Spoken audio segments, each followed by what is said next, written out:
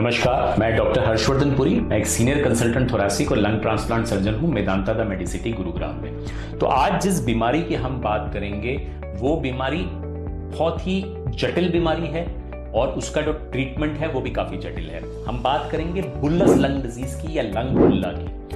अब बुल्ला होता क्या है मैं आपको बताता हूं। हमारे फेफड़ों की बनावट ऐसी है कि ये गैस एक्सचेंज करते हैं, ऑक्सीजन अंदर लेते हैं, कार्बन डाइऑक्साइड को बाहर भेजते हैं और ये छोटे छोटे तंत्रों में होता है जिनको हम एल्वोलाई कहते हैं। किसी कारणवश जब फेफड़े का कोई भाग थोड़ा कमजोर हो जाता है और फूलने लगता है एक बैलून की तरह, तो वो अपनी उस जगह पे एक खाली सा जगह बना देता है जो बिल्कुल बैलून की तरह एयर फिल्ड स्पेस होती है, पर होती फेफड़े के अंदर ही है। इस प्रॉब्लम को कहते हैं बुल्ला। अब बुल्ला में आप समझिए प्रॉब्लम क्या है। बुल्ला एक फेफड़े की ऐसी जगह है जिसमें ये गैस एक्सचेंज नहीं हो रहा है, पहला प्रॉब्लम। दूसरा, ये पल पल पल पल बढ़ रहा है। तीसरा प्रॉब्लम, ये बुल्ला किसी भी कारणवश, कभी चोट लगने की वजह से, कभी स्पॉन्टेनियसली फट सकता है। और आप सोचिए जब इतना बड़ा फुटबॉल जैसा बुल्ला जिसके अंदर हवा भरी हुई है वो छाती के अंदर फटेगा तो क्या प्रॉब्लम होगी।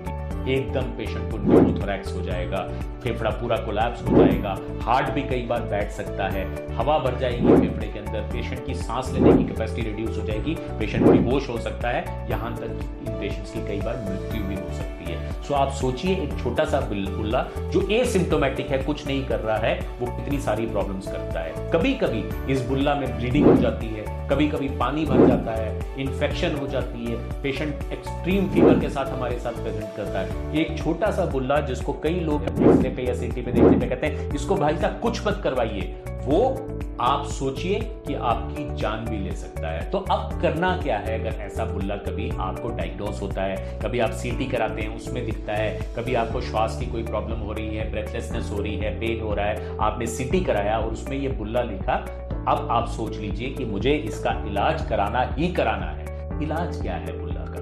सिंपल सा इलाज है कि कोई दवाई इसको ट्रीट नहीं कर सकती, इसमें सर्जरी होगी ही होगी। तो जब ये पेशेंट बुल्ला के हमारे पास आते हैं जिनका प्रिलिमिनरी डायग्नोसिस पहले ही बन गया होता है, क्योंकि हम एक टेरिशरी केयर सेंटर हैं, तो हमारे पास मोस्टली रेफर्ड पेशेंट्स ही आते हैं, वो सीटी वगैरह करा के आते हैं। जब वो हमारे पास आते हैं तो कई बार अगर उनके सीटी नॉर्मल नहीं होते हैं तो हम यहाँ पे एडवांस सीटी कराते हैं, जिसमें हम देखते हैं कि इस बुल्ला की एग्जैक्ट लोकेशन क्या है, इसकी सर्जरी हम कैसे करें, ये धमनियों से कितना दूर है, हार्ट से कितना दूर है, और बहुत सारे कैलकुलेशंस किए जाते हैं। उसके बाद इन पेशेंट्स को सर्जरी के लिए प्रिपेयर किया जाता है, जिसमें हार्ट की जांच कराई जाती है, एनेस्थीसिया की जांच कराई जाती है, और भी कई टेस्ट कराए जाते हैं और इन पेशेंट्स को सर्जरी के लिए प्रिपेयर किया जाता है। अब सर्जरी क्या की जाती है आप ध्यान से समझिएगा। छाती के अंदर जाके इस बुल्ला को जो भी नॉर्मल लंग है उसके छोटे से मार्जिन के साथ काट के निकाल दिया जाता है।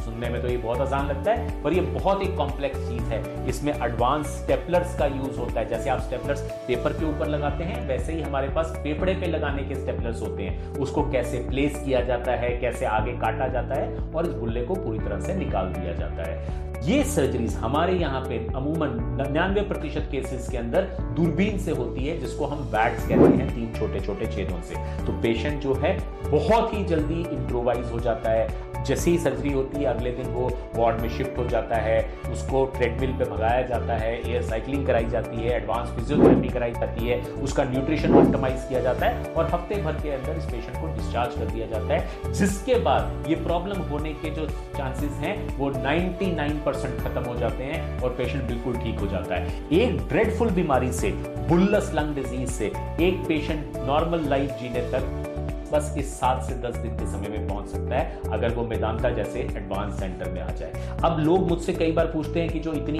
एडवांस डिजीज है, इतनी सर्जरीज होती हैं, स्टेपलर्स यूज होते हैं, सब कुछ, ये तो बहुत कॉस्टली होगी, आम इंसान की रीच में ही नहीं होगी। ऐसा बिल्कुल नहीं है। हम ये बात जानते हैं कि डिजीज तो किसी को भी हो सकती है, अमीर या गरीब को। सो हमने मेदांता में कई जतन करके इन सर्जरीज के प्राइसेस को बहुत नॉर्मलाइज कर दिया है, ताकि आम जनता भी इन अच्छी सर्जरीज का मेदांता मतलब मेडिसिटी में आके फायदा उठा सके और बिल्कुल ठीक हो सके। तो आज आपने जाना बुल्ला क्या होता है, उसके मैनिफेस्टेशंस क्या हो सकते हैं, और कैसे मेदांता जैसी जगह पे उसका एक एडवांस ट्रीटमेंट करके सर्जरी करके उसको बिल्कुल ठीक किया जा सकता है। नमस्कार।